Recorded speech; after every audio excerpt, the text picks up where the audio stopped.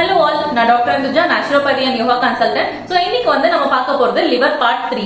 So நம்ம liver வந்து பிரச்சனையா இருக்கா இல்லையான்னு கண்டுபிடிச்சாச்சு, அதோட ஹேபிட்ஸ் எதெல்லாம் அஃபெக்ட் ஆகுதோ அது எல்லாத்தையும் ஸ்டாப் பண்ணியாச்சு.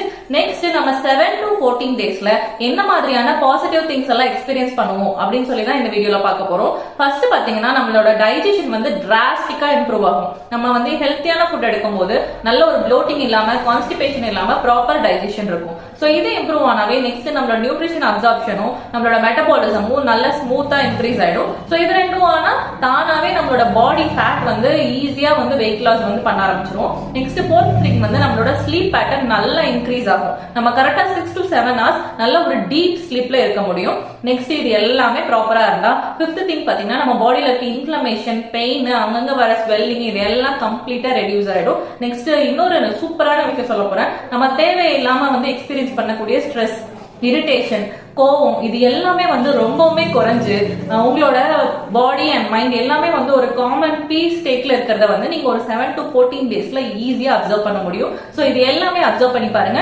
இது மாதிரி ஹெல்த் ரிலேட்டடான வீடியோஸை வந்து நீங்க பாக்குறதுக்கு லம் ரூட்ஸ் பேஜை வந்து ஃபாலோ பண்ணுங்க. அதே மாதிரி நம்மளோட கிளினிக் பல்லாவரத்துல லொகேட் ஆயிருக்கு. விசிட் பண்ணி இன்னும் நிறைய விஷயம் தெரிஞ்சுக்கோங்க. இந்த மாதிரி ரிலேட்டடான ட்ரீட்மெண்ட்ஸும் எக்ஸ்பீரியன்ஸ் பண்ணி பாருங்க. Thank you all.